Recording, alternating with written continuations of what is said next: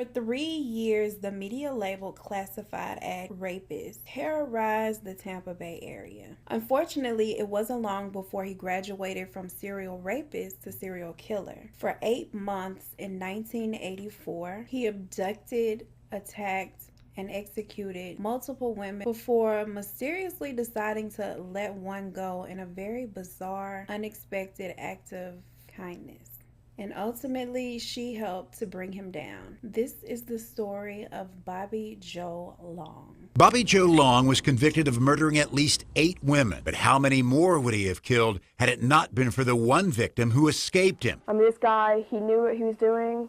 He had me. I could have been dead. I could have been lying down in some ditch or somewhere.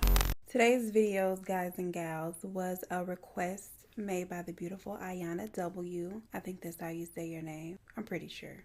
I'm pretty confident in my reading capabilities these days. So, girl, it was a crazy story. So thank you for a good recommendation because, child, this story took me through it. Like, I feel like I was on an emotional roller coaster. We are having a cocktail today. It is a margarita. Y'all, I got a new blender. I think it's a Ninja, and it just makes, like, the softest, best margaritas. Bobby Joe Long, he was born October 14th, 1953, making him a Libra.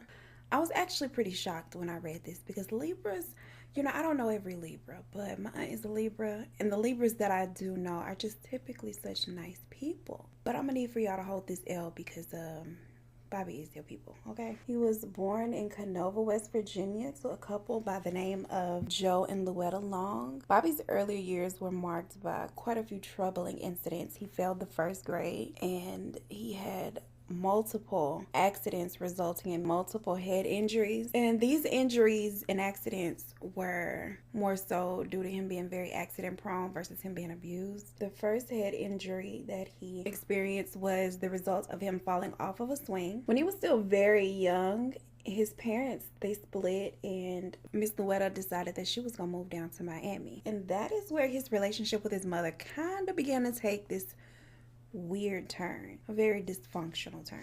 Now, by Bobby's own account, his mother took up a job as a cocktail waitress, and she would wear very revealing clothes to work. He didn't like that at all. She would also bring home strange men. He didn't like that either. This was especially upsetting to Bobby Joe because he was forced to share a bed with his mother until the age of 13, and so I'd be a little upset too. If you bring a man home to our bed, Miss Girl, I don't even want to be sharing this bed with you, but here I am. And you gonna disrespect me like this? I'd be mad too. I feel him. Because of this, he began to develop very loathsome feelings toward his mother, and yeah, he didn't like her too much. Now, his disdain and his loathsome detest for his mother quickly grew from it just being about her to being about women in general. He developed a general disdain for all women, period. Like, all of us, girl. He didn't like none of the girls, okay? None of us. And unfortunately, his school life wasn't all that great either because he was mercilessly bullied at school when he began to develop breasts. Now, this was due to a genetic disorder called it's either Klinefelter syndrome or Klinefelter syndrome. I'm not sure how to pronounce it. Y'all know how this goes. It's a genetic disorder that causes little boys to grow breasts when they hit puberty, and so this is what happened to Bobby Joe Long, and the kids relentlessly bullied him about it. Honey, I bet that just really pissed him off. Can you imagine hating women and then all of a sudden you grow titties? I'm sure that just really pissed him off to hate women and then be cursed with a set of titties. At just 13 years old, Bobby meets a girl by the name of Cynthia who would be his future wife, and the two date from that point up until high school. And in 1974, after high school, the two get married, and then they have 2 children together. But unfortunately, the stress of parenthood added a level of responsibility that the two just were not ready for. This caused Bobby to become very explosive, very volatile. He was an asshole, and he would take out his stress on Cynthia all the time. He was very emotionally abusive toward her. He was just an asshole. like I said. Additionally, around this time, Bobby was involved in a very serious accident. He was hit by a car while riding his motorcycle and was subsequently hospitalized for several weeks. According to Cynthia, his temperament changed a lot following the accident, and not for the good. It changed for the worse. Now, while he was always verbally abusive, he now, since the accident, had become very physically abusive towards her and very impatient and short with their children. Whereas before, the extent of his abuse was just verbally, which I'm by no means downplaying because neither is okay. But he had never hit her, and he, for the most part, his anger was never directed toward their children. And all of this was changing now that he had been hit by this damn car. While in the hospital, he began to have very unpredictable and violent outbursts and developed a very rapidly growing obsession with the sex. Even while in a body cast, he managed to masturbate 5 to 6 times a day while in recovery in an attempt to relieve himself because Cynthia wasn't with the shits. Cynthia might have gave you some, sir, if you weren't such an asshole all the time. Cynthia stood by her man as long as she could, but in 1980 she was finally completely sick of him and his antics and his shenanigans, and so she files for divorce. And when she does this, he is forced to move out of the home. Bobby moves in with a female friend by the name of Sharon Richards after he's forced to leave the family home. But this didn't last too long because Sharon accuses Bobby of sexual assault and battery, and so of course after that you gotta go. 3 years later, in the fall of 1983, Bobby is caught sending a highly inappropriate sexually charged letter along with photographs of the same nature to a 12-year-old girl in Florida. He received a very short jail sentence for this and then probation after the fact, so a slap on the wrist basically. Now unfortunately, this short jail stay did not curb his insatiable appetite for sadistic pleasure. Instead, his appetite only grew, which tends to happen when folks feel like they can get away with something, when they are not given a proper punishment for their crimes. This is typically the point in which they progress into much worse. Instead of receding and feeling like, oh shit, I might go to jail, I don't want to go to jail for this shit, he decided jail ain't so bad for a little while, and his appetite grows. Bobby takes a newspaper and begins to scroll the classifieds section. He would find a home listed as for sale or for rent, meet the realtor there, and if it was a woman, and if the woman was alone, he would pull out a knife, blind them, and then force himself on them, and then just leave them there. Like that was his MO. Now he got away with this for a while, up until 1981, when he was finally able to be identified, charged, and convicted of sexual assault. But he appealed his conviction and it was overturned, and he was set free. This did not stop him at all, because between 1981 and 1984, Bobby Long committed this same act, this same dog and pony show, dozens of times using the same exact method, and he is estimated to have assaulted over 50 women during this 3-year period. In 1984 is when he decides to leave Miami and relocate to Tampa, Florida.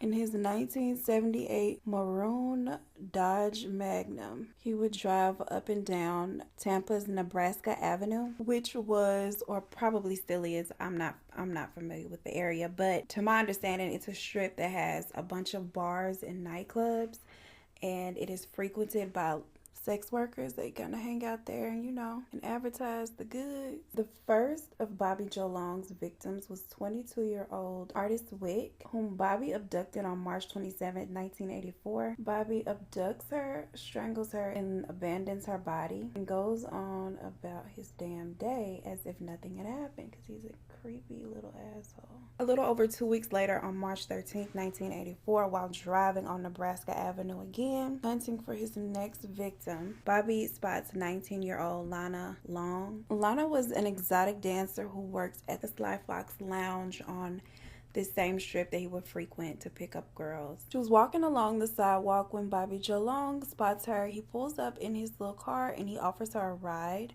to which she accepts, and he pulls off as if he's headed in the destination of where she told him she was headed. Soon after, he pulls the car off the road and he takes out a blade. Now, when Lana begins screaming and attempting to fight him, he's able to overpower her and tie her up, and then he drives her to a more remote area where he then assaults and strangles her as he has done so with his previous victims. A few days later, her body is found face down in a field. She was completely nude with her hands bound behind her back, a cord still tied around her neck, and her legs spread extremely far apart, extremely wide. Officers measured 5 feet from one heel to the other. Bobby very quickly moved on to his next victim, a 22-year-old by the name of Michelle Sims. She was a sex worker in the area. After luring her into his vehicle with the promise of purchasing a sexual encounter from her, but unfortunately instead he attacks her, he sexually assaults her, he beats her, and then he slashes her throat repeatedly. Now, detectives were able to connect Michelle's slang to the slang of Lana because of a fiber, a little red nylon fiber that they found at the scene of both crimes. And so detectives knew that they were looking for the same guy for both crimes, but they still had no clue who they were looking for. Now, Bobby was still out here wreaking havoc. Next, they discover his fourth victim, Elizabeth Loudenbach, and they discover her 17 days after she was actually killed. Now, unfortunately, she was very badly decomposed when they found her. However, she was laying on her back, fully clothed. She wasn't posed provocatively like the other girls had been before her, and detectives believed that she had been found in this position instead of in the degrading state that he had left the other girls, because she wasn't a drug user, she wasn't a sex worker or a stripper like they had been. See, that's that societal normative bullshit I be talking about. Like, you know what's so crazy about this? The women that he viewed as less than, he degraded and displayed in a way that displayed their lack of value in his mind. Whereas Elizabeth, who was none of these things that they were, he leaves fully clothed and displayed with some degree of dignity. Yeah, all of the women, no matter their path in life or the choices that they made, all met the same fate. So you see, moral of the story is, we all came in this world the same way, and we'll all leave this motherfucker with nothing, despite the choices that we made in between. And we were all created equal, except Bobby. Bobby ain't shit. Bobby's fifth victim, a young sex worker by the name of Chanel Williams, had been walking along a Tampa street when Bobby swooped in and picked her up. Now, after forcing himself on her in a failed attempt to strangle her, he shoots her in the neck. On October 7th, her body is found, and her case differed in all the others because she was the only African-American woman that he attacked, and she also was the only one that he used a gun on. Mama might have been strong. She might have been getting the best of his ass while he was trying to strangle her down, and he was like, you know what? I'm gonna have to use excessive force because I'm weak. She also was not bound in any kind of way, although she was nude, and her clothes were placed next to her. Forensic tests on her clothing revealed those same red tiny fibers were present, the same one that was present in all of his previous victims. I hope I ain't too close. I keep zooming y'all in. I hope I'm not just all up in your face and too close. Now he goes on to victimize 2 more women after Chanel Williams with the same exact MO as the girls before Chanel. Chanel was the only one to be done the way that she was done. So he was back to his original MO. Sexual assault, strangulation, and dumping the bodies in remote areas. These women were Karen Dinsfriend and Kimberly Hobbs. On November 3rd, 1984, Bobby spots 17-year-old Lisa McVeigh. She's riding her bicycle home from work. She worked at Krispy Kreme. It was 2 a.m. and she was riding home, minding her business in northern Tampa. That is until she is spotted by trifling ass, bitch ass Bobby Long. Now, Lisa would not voluntarily get into his car, and he was upset by this, and he was determined to get this young girl into his vehicle. And he drags Lisa into his car, he blindfolds her, and then forces her to perform fellatio on him. Then he brings the young girl back to his apartment where he sexually assaults her over and over. won't try to say repeatedly again because repeatedly, okay? It never wants to come out right. And then he forces her to take a shower with him. And unlike his other victims, he allows Lisa to live and uses her as a sex slave for the next 26 hours. Now, unbeknownst to Bobby, Lisa McVeigh, she had actually had a very rough life growing up. She had been seriously contemplating taking her own life just literally hours before she ran into Bobby Joe Long. She had even written out her notes that she would plan to leave behind. And this was because she had suffered a lot of emotional and physical and sexual abuse from her grandmother's boyfriend for years. And she just at this point felt like she had had enough and that she would just rather end it all than to keep enduring this vicious cycle. But now here she is with Bobby Joe Long, and she has gone from contemplating taking her own life to essentially fighting for the same life that she was contemplating cutting short. Lisa makes an attempt to connect with her captor, which is actually a very smart thing to do because a lot of these times these monsters don't see their victims as people, as human with like feelings and a life and emotions and all of that. And being able to humanize yourself can make the difference between life or death, which was the case with Lisa. She begins to kind of try to make small talk with him, and in a moment of bizarre kindness, if you can call it that, Bobby washes her hair and he's brushing her hair, like grooming her in his bathroom. She asks him why he had done this to her. He begins to tell her about his relationship with his mother and how that grew into his disdain for women, period. He began to tell her about all of his issues with women,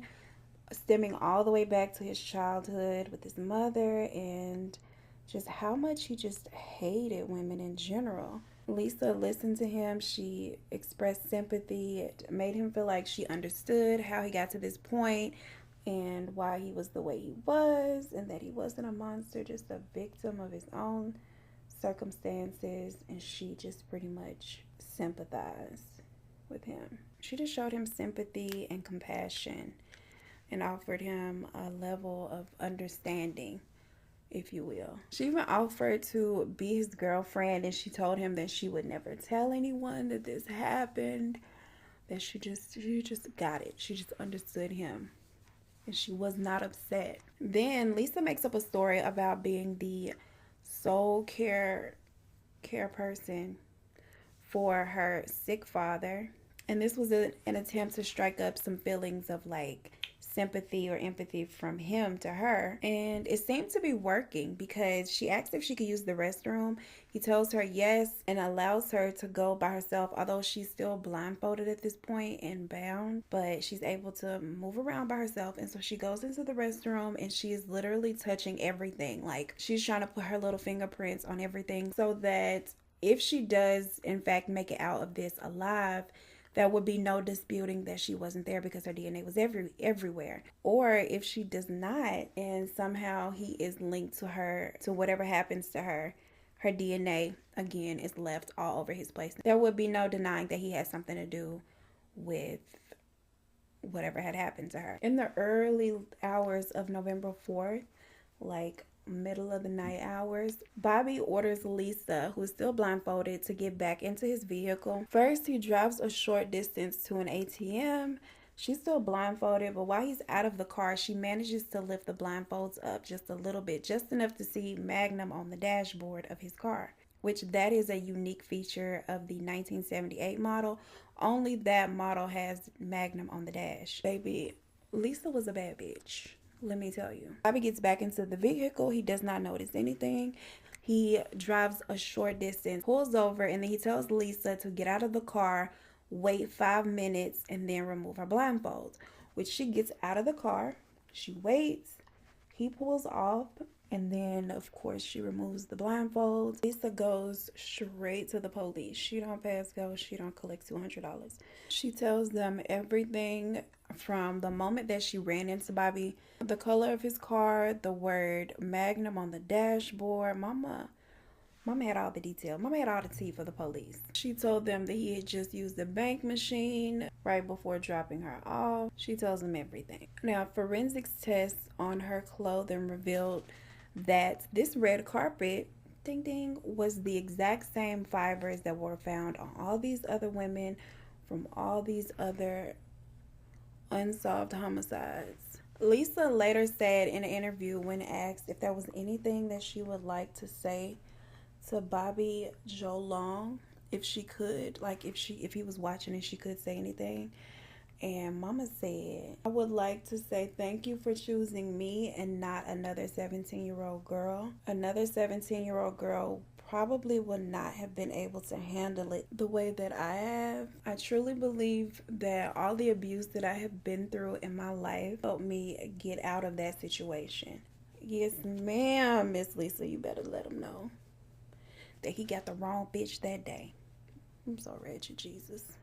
After releasing Lisa, Bobby had actually gone on to attack 2 more women, Virginia Johnson and Kim Swan. Only bones were left of Virginia, but the same type of ligature cord that had been found at previous victims' sites was found at the scene of her crime as well. And so detectives knew that this was related to the others. Now, Kim, who had also been a dancer at the Sly Fox, she had ligature marks around her neck and her wrists. And of course, the same red carpet fibers were found at the scene of both crimes. Now, by this time, authorities had acquired a list of all of the 1978 Dodge Magnum owners in Hillsborough County. They had also subpoenaed the records for all bank machines in North Tampa. Now, comparing the list, they found that only one 1978 Dodge Magnum owner had used an ATM at 3 a.m. on November 4th, Mr. Bobby Joe Long. They also found that homeboy didn't live too far from the bank teller, and so they got his address. Authorities staked outside his home, honey, and observed him, watched him for 24 hours before arresting him at a movie theater down the street from his home. Now, why they had to watch him for 24 hours before they arrest him for what he had done to Lisa McVeigh, I don't fucking know, okay? I don't get it. I don't know. Can't tell you. The mysterious red fibers or carpet that had helped detectives think all of their cases were found to be the interior carpet of his car. Now, once in custody, he was also connected to the slaying of Vicky Elliott, another woman in the area whose homicide matched his MO. Now, during his interrogation, he comes clean completely about what he had done to Lisa McVeigh, and he denies all involvement of any of the other crimes. But once he started to hear all the evidence that the police had and how it would be worse on him if he denied everything, went to court, and then they found him guilty, and that it was in his best interest to go ahead and make a plea deal, homeboy changed the lyrics of his song. He went on and he confessed to everything. By the end of his interrogation, they had connected him to 10 homicides and what had happened to Miss Lisa McVeigh, all which he confessed to. A plea bargain was agreed upon in which Bobby Joe Long pled guilty to 8 out of the 10 homicides, acknowledged his guilt in the other 2 that he was not, which was 20-year-old Artist Wick, his very first victim, and Vicky Elliott, but they were excluded because their bodies were not found prior to him being charged. Now, Bobby subsequently received 28 life sentences for his crimes. 28! And that is because it included the crimes that he had committed before he started killing folk. You know, when he was meeting up with the women in the classified ads, these nice realtor ladies, and attacking them. This time included those crimes, bars. He was also sentenced to death for Michelle Sims. On May 23rd, 2019, Bobby Joe Long was executed via lethal injection. Up until that point, he was one of the longest serving inmates on death row. As of last year, that girl is up out of here, okay? Lisa McVeigh Nolan, who survived this whole ordeal and was a huge part of the reason he was caught and brought to justice. She watched his execution from the front row. Mama said she wanted to be the first person he saw when he opened his eyes, but unfortunately he didn't open his eyes. Like the whole time he was there, laid across the bed, ready for his little shot of death, he didn't open his eyes, and so he never saw her. But still, she got to see him get put down, so Mama still won. She has since gotten married. And after this whole ordeal, she pursued a career in law enforcement herself. She's actually a deputy at the Hillsborough County Sheriff's Department, the very same office which brought her attacker to justice. And that is the end. That is all she wrote for Lil Bobby Joe Long. Actually, now that I done got down to the bottom of this cocktail, my mind circled back around to those titties. Where did the titties go? Did he have them removed? Are they still there? Y'all don't have to worry because I'm going to do the research and find the pictures and insert them. And we're going to see if he still got them titties because I want to know what happened. Like, insurance probably paid to get them removed. I would think they would pay to remove something like that. I really like this palette. I don't know why. I guess because of the name of the colors, I wanted to smell them. And I thought they might have a smell, but they don't. Like, cucumber, avocado, cranberry, vanilla, apple, strawberry, watermelon detox, but they don't smell like any of the things that I just named. Everything that I use will be linked down in the description box below. Again, thank you, Ayana, for a good recommendation. A lot of you guys asked how you can leave recommendations. You can just leave them in the comment section. If I Google the person's name and children are the focal point of their victims, if it's about a child, centered around a child victim or a bunch of child victims, I do not do those cases. I have retired from doing children. It's just too much. It takes too much from my little soul. I feel like the child cases that I've done before now, I always felt like, oh, their stories needed to be told. They didn't have but tiny little voices. Somebody needs to tell the story. And I still feel that way, but it just takes too much. Like the Sylvia Likens story, the story of what Kenneth Parnell did to the two boys that he captured. Like, honestly, it's just too emotionally taxing. I'll say that. Although I feel sympathetic toward all of the victims, no matter whether they 1 or 100, I feel bad for them. But child cases just do something different to me. And child, I research and I'm just crying. And I might put notes together and I'm just crying. I'm filming and I'm crying, then I'm editing because I'm watching myself cry, so I'm crying again, editing out all the crying, and literally by the time I post the video, I'm so emotionally drained that I have to just take like a week or two off from even looking at another case because it's just too much. I would just rather not do them, so I don't do them for those reasons. For the most part, everybody gets that. I know some people are new here and they don't know that, and then there are a few, very few people who have actually gotten in the comment section and want to argue with me and be like, but you did so-and-so before. You did them before. And I'm just like, girl, relax. But that is it for this video. I want to just say for the 1,006th time, thank you so much for the likes, comments, shares, the subscriptions, the shouting me out on your social medias. Like, I love y'all. The nice comments or whatever, all of that. I love y'all so much. Thank you for loving me. Thank you so much for watching, and I will see you in the next one. Peace. A very dysfunctional turn. Ouch. Fuck.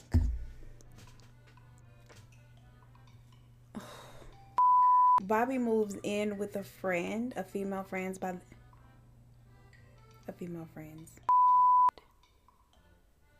That's 3 years, right? That's the 81, 84. I think so, yeah. He slashes her throat repeatedly. Why am I always saying repeatedly? Now, on November 3rd, 1943, how we go from 84 to 43?